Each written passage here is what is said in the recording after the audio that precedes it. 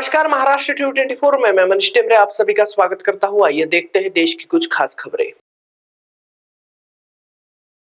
उपराष्ट्रपति चुनाव रिजल्ट के बाद बड़ा सवाल है कि इंडिया गठबंधन में शामिल पार्टियों के कौन से सांसदों ने क्रॉस वोटिंग किया, फिर किन सांसदों ने गलत तरीके से वोट किया। इसी बीच सोशल मीडिया प्लेटफॉर्म एक्स पर कई यूजर्स ने शिवसेना यूबीटी की राज्यसभा सांसद प्रियंका चतुर्वेदी पर भी सवाल उठाए हैं। इसी बीच उन्होंने इशारों में आलोचकों को जवाब दिया। उन्होंने एक्स पर लिखा, यह जो जानते हैं वही समझेंगे। तुम्हारी रोशनी बहुत से बीमार लोगों को परेशान कर सकती है, फिर भी चमकते रहो। शिवसेना यूबीटी सांसद के इस पोस्ट की कई यूजर्स ने तारीफ की है। साथ ही कुछ यूजर्स ने कहा कि आपने वोट किसे किया। एक ने लिखा, मुझे पता है उपराष्ट्रपति चुनाव में आपने एनडीए उम्मीदवार को वोट दिया था। प्रियंका चतुर्वेदी ने अन्य पोस्ट में टीएमसी के सांसद डेरेक ओ ब्राउन का लेख शेयर किया और उसके साथ लिखा, हमारे नए उपराष्ट्रपति जो उच्च सदन के चेयरमैन भी होंगे, उनके लिए 8 सुझावों पर दोबारा विचार करने का अच्छा समय है।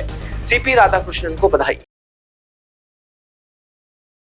नेपाल में महाराष्ट्र के 150 लोग फंसे हैं। नेपाल हालात देखते हुए महाराष्ट्र सरकार पूरी तरह से स्थिति को मॉनिटर कर रही है। महाराष्ट्र के डिप्टी सीएम अजित पवार ने बुधवार को कहा कि सरकार नेपाल में फंसे लोगों को सुरक्षित वापस लाने के लिए सारी संभव कोशिश कर रही है। उन्होंने कहा कि महाराष्ट्र सरकार विदेश मंत्रालय और दिल्ली में महाराष्ट्र सदन के जरिए नेपाल में भारतीय दूतावास के लगातार संपर्क में है। उन्होंने कहा कि सभी लोग सेफ हैं। महाराष्ट्र के ठाणे, मुंबई, लातूर, पुणे और कोल्हापुर जैसे लोग झेंझिस के प्रदर्शन के बाद भड़की हिंसा में वहां फंस गए हैं। डिप्टी सीएम अजित पवार ने कहा कि अपने लोगों को सुरक्षित वापस लाना हमारी प्राथमिकता है। उन्होंने कहा कि घबराने की जरूरत नहीं।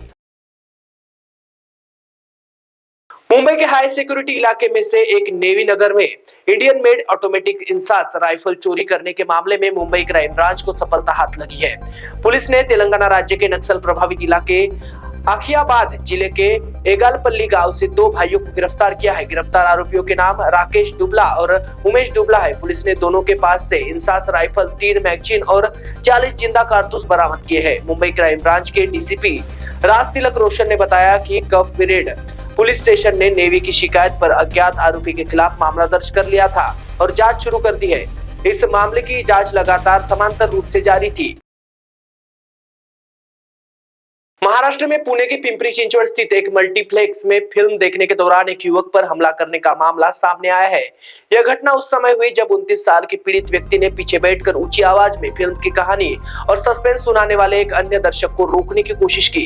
पुलिस ने यह जानकारी दी। पुलिस के अनुसार यह घटना पिछले सप्ताह चिंचवड इलाके के एक सिनेमा घर में the Conjuring last rites film के दौरान हुई थी। शिकायतकर्ता अपनी पत्नी के साथ फिल्म देखने पहुंचा था। इस दौरान आरोपी और उसकी पत्नी पीछे की पंक्ति में बैठे थे और आरोपी अपनी पत्नी को फिल्म की कहानी समझाते हुए कई अहम दृश्यों का सस्पेंस जोर-जोर से बता रहा था। जब शिकायतकर्ता ने आरोपी से अनुरोध किया कि वह ऐसा ना करे क्योंकि इससे न केवल फिल्म का मजा खराब हो रहा है बल्कि आसपास बैठे अन्य दर्शकों को भी परेशानी हो रही है।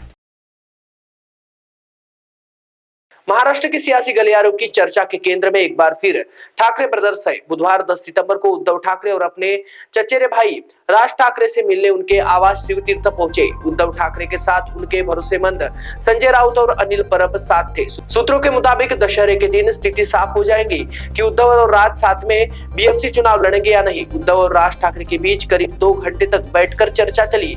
ये मुलाकात ऐसे समय में हुई जब कुछ दिनों पहले कांग्रेस के नेताओं ने उद्धव ठाकरे से मिलकर राज ठाकरे के साथ आने को लेकर स्थिति पूछी थी। बाला साहेब ठाकरे हमेशा दशहरा पर एक बड़ी जनसभा शिवाजी पार्क दादर में करते थे। अब शिवसेना में टूट होने पर एकनाथ शिंदे ने आजाद मैदान में तो उद्धव ठाकरे शिवाजी पार्क में यह सभा करते हैं।